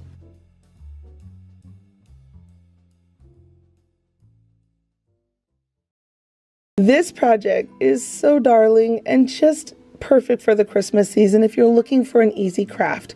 I'm going to take 1 square wood plank, 3 of the tumbling stacking blocks, 2 wooden beads, 1 half round bead, and then 2 popsicle sticks. It's amazing how you can take a whole bunch of nothing and turn it into something. I really love that about crafting. So I'm taking my crocodile, I punched 2 holes, and now I'm going to create the roof of our little manger scene that we're going to turn into the most beautiful ornament. So I'm going to take that first popsicle stick, I cut it at an angle, and now I'm going to just line it up with the other one until I get the peak of the roof that I really desire the look of. I'm going to take my pencil, draw the line so that when I go to glue these together, they fit nicely. And again, whenever I cut wood with scissors, I'm using really dull scissors. Do not use your best fabric scissors. It will just tear them up. I made that mistake as a teenager with my mom's scissors. She was not very happy with me. Anyway, I think now that I'm an adult, I should probably repair those scissors or get her a new nice pair for her. I think maybe I'll do that for Christmas. Surprise her with some great scissors. Now at this point, I've glued on my roof. I've painted it. I've put on my tumbling blocks. I've painted Joseph a nice slate gray, Mary a really pretty mauve color, baby Jesus a little golden color, and then I've put on all of their heads. Now at this point, you really could stop there, but friends, I just can't help myself sometimes. I love this moss. I've said it so many times. I just glued some on and I'm trimming it down so it's not so crazy. I like the look of it being kind of tidy. So now I'm going to take some of this really pretty soft gray color to create the night sky and some shading around this little nativity scene. And once I've got that done, I decided to add some little white dots for the starry night. And I'm going to take some wire, those holes we punched earlier. This is how we're going to turn it into an ornament.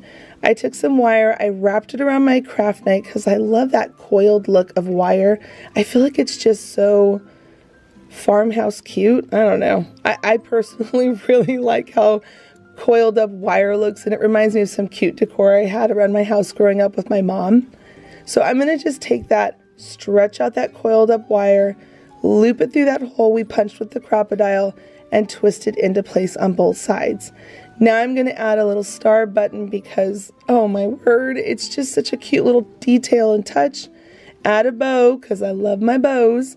And then at this point, I'm just going to simply come in, add a little brown paint on that wire because it adds that rustic look to it. You don't have to do this part. And you could even put like some string or ribbon, but either way, it's such a cute project to try.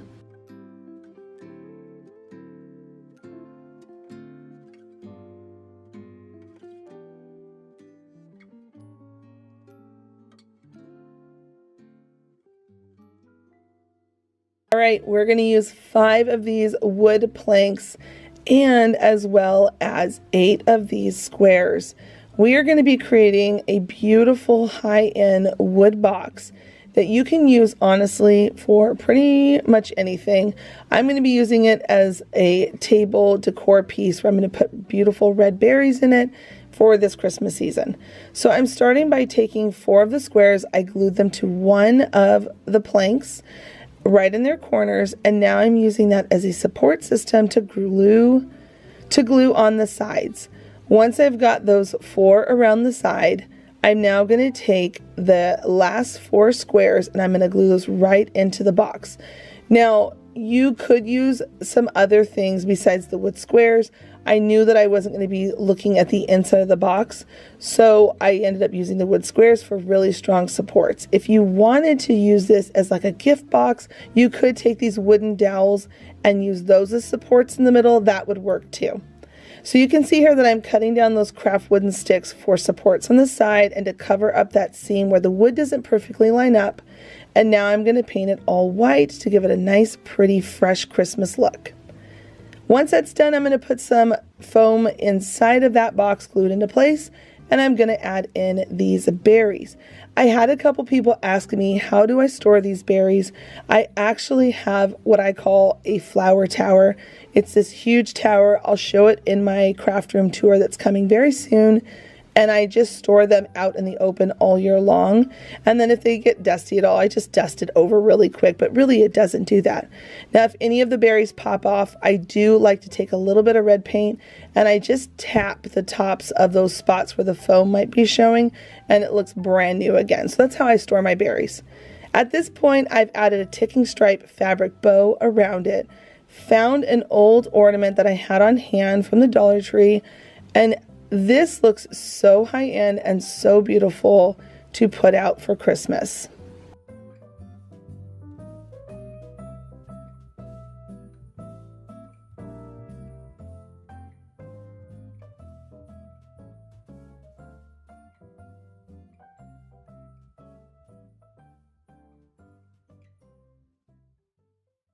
This ornament is so whimsical and downright adorable. I'm going to use a small terracotta pot, a round wood ball that's flat on one side so you can see it sitting there nice and flat, some fabric, and then I'm going to pull out some buttons. I happen to have these star buttons on hand that I picked up from Joann's a couple years back, and I'm pretty sure they still have them.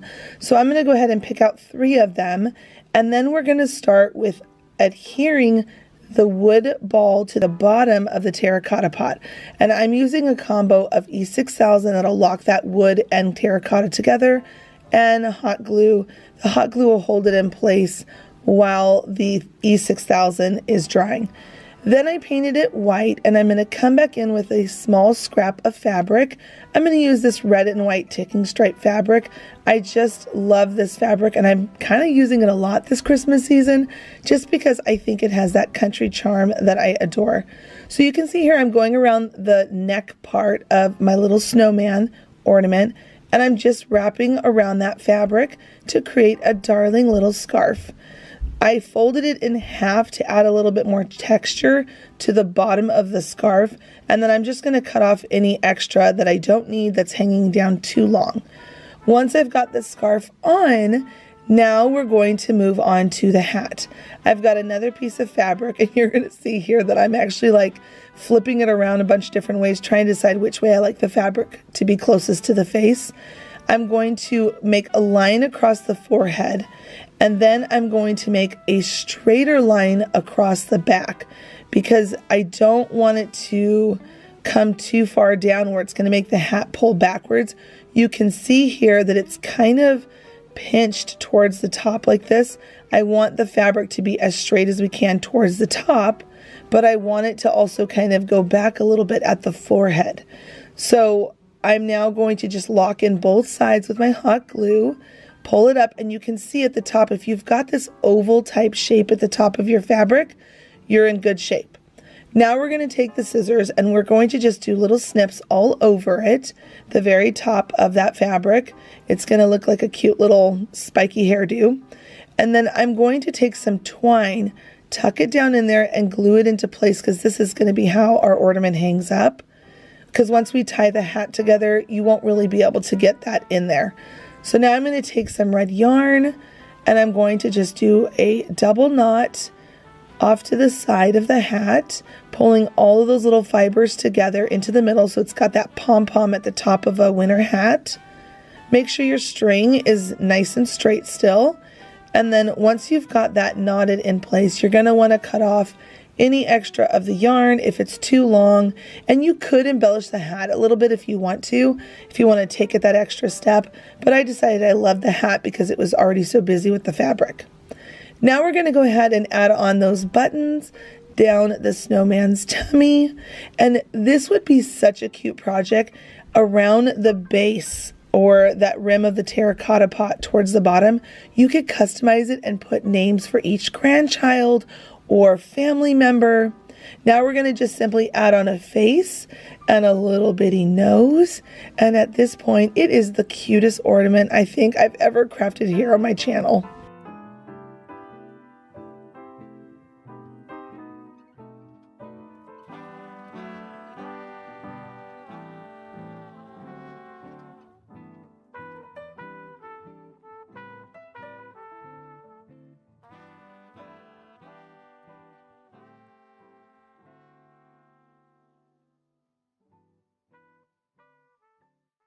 You will see so many of these type of deers on high-end websites.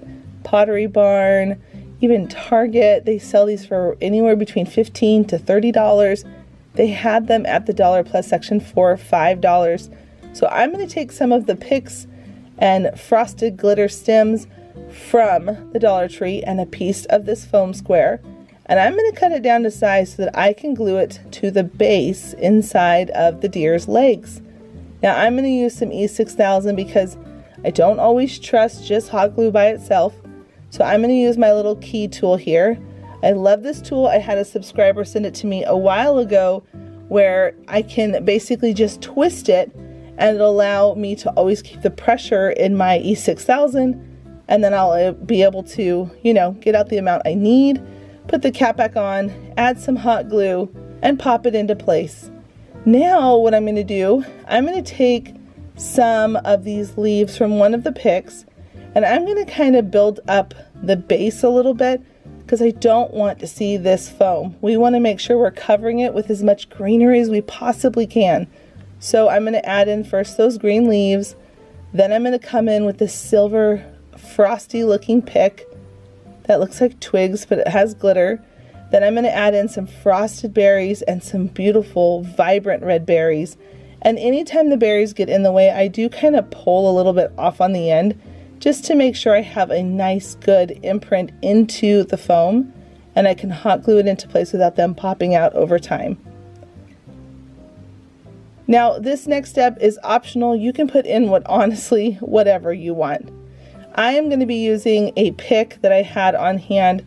It's actually a long garland strand I get from Hobby Lobby whenever they have it on sale for their greenery long garlands. And I'm simply just going to cut off a couple pieces and pop those in because I really love how boxwood looks with Christmas berries and some moss in there. And at this point you can see adding all this extra texture in there really does just bring it to life and makes it look real. I think that's the thing I love most about using faux greenery. When you start blending different types of them together that complement each other, it looks so beautiful and high-end on a strict budget.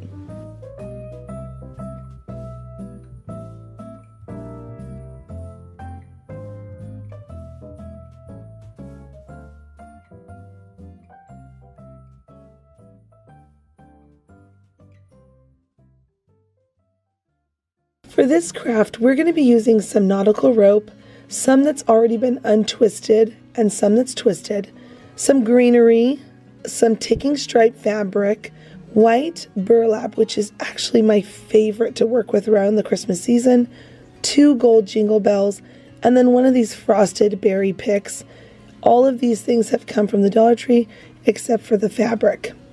Now I'm going to take my white burlap and I'm going to layer it about 6 times so that when I do this little hand cutout, you can see here that I'm just tracing around my hand with a Sharpie marker to create a mitten pattern.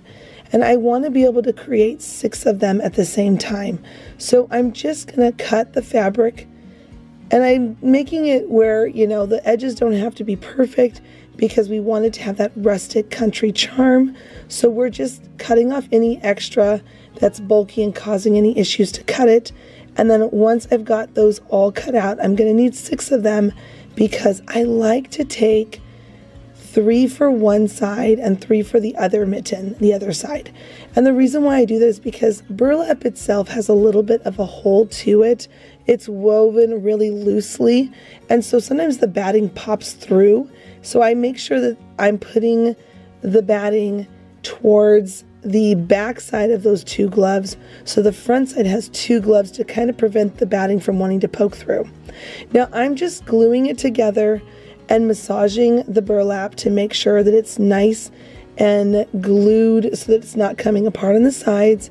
And once I've got that done, I glued the 2 gloves together. You can see that I've kind of brought one down a little bit lower than the other one, and then I added in some greenery. And now I'm adding on with that untwisted nautical rope left over from another project. I'm just tying that around to cinch up the wristband of the glove. Now you could leave it like this, but I really love the idea of fraying it, just making it look more rustic country charm for Christmas. And then I'm just going to glue them down in place because I like things to stay where I put them. Now I'm going to go ahead and take my nautical rope that's still twisted and I'm going to glue that inside of the 2 gloves. And the reason why I love that is because we'll be able to hang it up somewhere on a hook or a doorknob or a door, whatever you want to put it on. And now I'm just going to add in some of these berries. I think the berries, bringing in that pop of red with green, just has that traditional, beautiful Christmas look to it. So once I've got that in place, I'm going to add on those 2 gold jingle bells, and I'm just using hot glue. I like to make sure that when I do glue with metal, there is some kind of an opening on the metal to be able to get the glue in to lock all into place. So the part where you can add some string, I'm putting glue into that hole and then putting the bells on the glove. Now at this point you can leave it as is, but again, I'm going for that country, rustic, primitive charm. I'm going to go ahead and just distress these with some brown paint. I'm just lightly brushing it on going back over, adding on several different layers.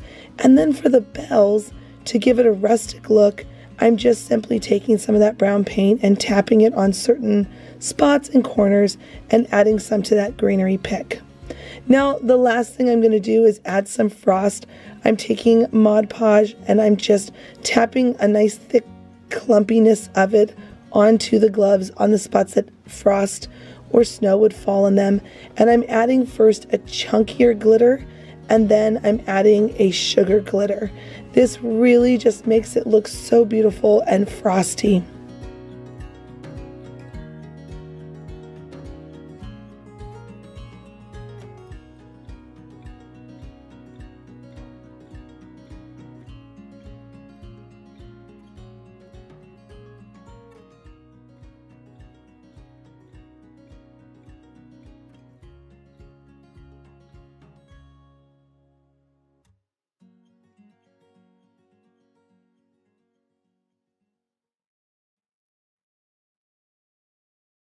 This next project is going to be using 2 foam squares and these 4 adorable wood cutout signs.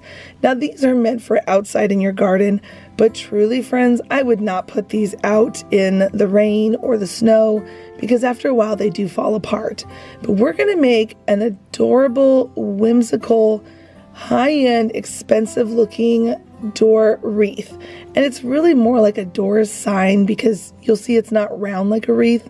But regardless, so you can see that I popped off all 3 of the snowman, the elf, and the reindeer, and I'm going to take an extra one of those sticks, and I'm going to just glue 2 of them together to get the length that we need, use 2 zip ties to secure it even more, and then with my butter knife that I keep in my craft room, I'm just cutting those foam squares in half. Then I'm going to take some hot glue and glue those 3 foam squares down really securely onto those sticks that came off of the other signs. Now at this point you can use whatever florals or greenery picks you want. I had these really beautiful red peonies that I wanted to put on because I loved the texture. I just thought they looked so pretty, and I went around the sides of the faux. Now I'm going to take my cute little signs and I'm going to start gluing those, kind of zigzagging them back and forth. And the reason why I did the snowman second and the reindeer third is because I didn't want the red and the red on the hats of the reindeer and Santa to be too close to each other. I wanted to mix it up to have that black in between and have the stripe on the bottom. Now I'm going to take some of this green mesh. I cut out a long strip, folded it in half, and then did a simple knot. I just looped around my finger and pulled it through.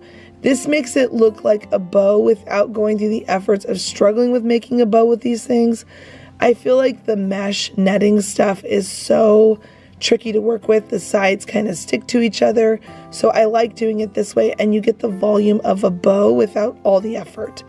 Now I'm going to just simply glue 3 of those in place to add in some fun color. And I'm going to do that same technique with the bow where I just fold it in half, tie a knot with this glitter ribbon. Beware. This stuff is a mess from this glitter ribbon. It like blew up glitter everywhere. You can see right below, but it's so pretty and it adds that pizzazz and sparkle to this front door wreath that we're making. So I decided to go with it. You can avoid this one if you don't like glitter. You can use a different ribbon if you would like. So I'm going to just add those ribbons on the sides, and now I'm going to come in with these red berries and fill them in even more, adding some more texture and just more dimension to this beautiful home decor piece. This is just such an easy, fun project, and it really just has such a wow statement on a door. So once you've got all those berries popped into place, I'm going to add a little country charm and add on this gingham bow at the top and the bottom, making sure I add in some more of that cute texture for Christmas. And then on the back, I'm going to just simply flip it over, take some twine to create a hook so that I can hang it up on my door. And that's it. It's ready to be displayed.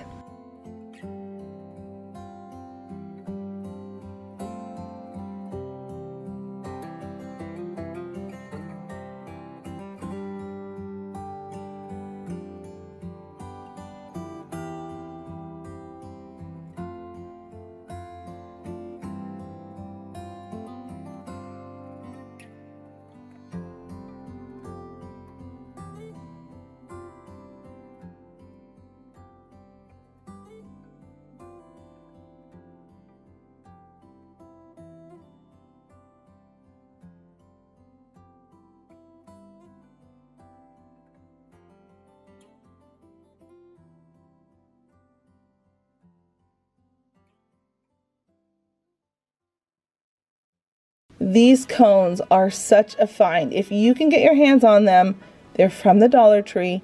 They're $1.25 for each one in their floral sections. Now I'm going to be using 2 of them, the larger and smaller, 3 long garland 15-foot strands that they also have at the Dollar Tree, and then also a berry garland that they have at the Dollar Tree. Now this project is so easy. You're going to take your garland, you're going to unwrap it from its coiled up circle, and you're going to just simply tie the first top piece at the top of your cone, and then you're going to start coiling it down. Now I like to add a little bit of hot glue here and there so I make sure everything stays nice and tight without slipping. And I do have a tip when you're doing this. Don't wrap it so tight that you're going to run out of the length to get all the way to the bottom of your cone, because you want to make sure that you have enough to get all the way to the bottom. And the 1 strand works perfect on the smaller cone. On the larger cone, I would recommend using 2 strands just because I feel like it gives it a better coverage. You don't want it to look skimpy. I think that's when it starts looking kind of homemade, you know, a DIY fail, as a lot of people like to joke online about, is whenever it starts to look skimpy and you can see holes through it. So I like to use 2 on the larger one and 1 on the smaller one. Now when you get to the bottom, you're just simply going to cut off any extra that you don't need, and then you're just going to wrap it around nice and tight at the bottom and hot glue it into place. Now at this point, it really is up to you what you want to do. You could put some fake snow on it. Now I've decided for myself, because I love that country charm Christmas look where it's traditional green and red. So I'm going to take this berry garland and I'm just going to simply coil it all the way down. And I'm not doing it super tight because I don't want it getting lost in the greenery. I want it to sit lightly at the surface. So I'm just kind of coiling it down like you can see here. And then when I get to the end, I'm just going to tie it into place. Now again, we could stop here. This is really cute. Or we could take it a step further, which I love to do here on my channel. I love to just keep playing with it until it has its own life and its own personality. So I'm going to simply take this bow. This is the easiest bow to make. You're going to zigzag back and forth until you get 4 loops. You'll have 1 in on one side, 1 the other side. You're going to flatten out the ribbon, and then you're going to just simply tie it into a knot. You know, go around the tree through the hole and then pull. So you can see here that I'm just taking that end part with the 2 loops and the end, and I'm going to pull it through, and then I'm going to adjust the ribbon just a little bit, and then I'll pull it tight. This is the quickest way to get a double looped bow, and it looks beautiful. You would never know. I figured this out a couple years ago, so I thought I would share it today just in case you haven't tried this yet. It's a really fun technique to get a really pretty bow that's nice and full. And then all you gotta do is just fluff your bow out a little bit, kind of zhuzh it, play with it, and then cut it to the length that you want. So at this point, because this is the smaller one, I want the ribbons to be just a little bit smaller. And then of course I can't resist, I'm gonna add a little wooden star to the top.